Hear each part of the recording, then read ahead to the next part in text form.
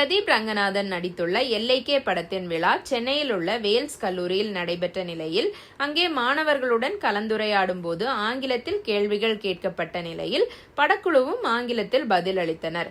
அப்போது தொகுப்பாளர்கள் தமிழில் பேசலாமே என்று சொன்னபோது அவர்களுக்கு தமிழ் தெரியாது என்றும் எந்த மொழியை திணித்தாலும் திணிப்புதான் என பிரதீப் ரங்கநாதன் பேசியது சர்ச்சையை ஏற்படுத்தியுள்ளது. சென்னையில் தமிழில் பேச சொன்னால் கூட திணிப்பு என்று சொல்வது எப்படி சரியாக இருக்கும் என்று பராசக்தி படத்தில் கூட சிவகார்த்திகேயன் இந்திக்காரர் தமிழ்நாட்டில் வந்து வேலை செய்தால் தமிழில் பேச வேண்டும் என்று சொல்வாரே என நெட்டிசன்கள் ரவுண்டு கட்ட ஆரம்பித்து விட்டனர். படத்தில் நடித்துள்ள சீமான் இதற்கு எதுவும் வாய் திறக்க மாட்டாரா என ட்ரோல்கள் கிளம்பிய நிலையில் தற்போது பாரிசாலன் பிரதீப் ரங்கநாதனுக்கு எதிராக தனது கருத்தை பதிவிட்டுள்ளார். தமிழ்நாட்டில் தமிழில் பேசுங்கள் என்று சொல்வது திணிப்பு அல்ல, அது தமிழர்களின் உரிமை.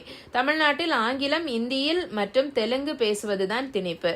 சீமான் அவர்களோடு பழகியும் பிரதீப் ரங்கநாதனுக்கு இந்த அடிப்படை புரியவில்லை என பாரிசாலன் கடுமையாக விமர்சித்துள்ளார். பிரதீப் ரங்கநாதன் பேசியது ஒரு பக்கம் சர்ச்சையை ஏற்படுத்த, இன்னொரு புறம் படத்தின் தயாரிப்பாளரான நயன்தாரா நிகழ்ச்சிக்கு வரும்போது அவருடைய அனுமதியின்றி வீடியோ எடுத்த நிலையில் முகத்தை மூடிக்கொண்டு சென்றதும் வீடியோ எடுக்கக்கூடாது என்று சொன்னதும் சர்ச்சையை கிளப்பியுள்ளது.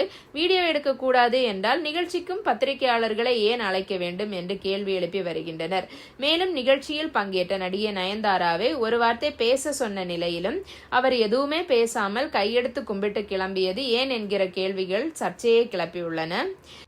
இந்த முறை எந்த ஒரு சிக்கலும் இல்லாமல் ஏப்ரல் 10 லவ் இன்சூரன்ஸ் கம்பெனி திரைப்படம் வெளியாகி வெற்றி பெற வேண்டும் என விக்னேஷ் சிவன் உருக்கமாக பேசிய நிலையில் இதுபோன்ற சர்ச்சைகள் படத்துக்கு பாதிப்பை ஏற்படுத்திவிடக் கூடாது என்பதில் கவனமாக உள்ளார் என்கின்றனர்.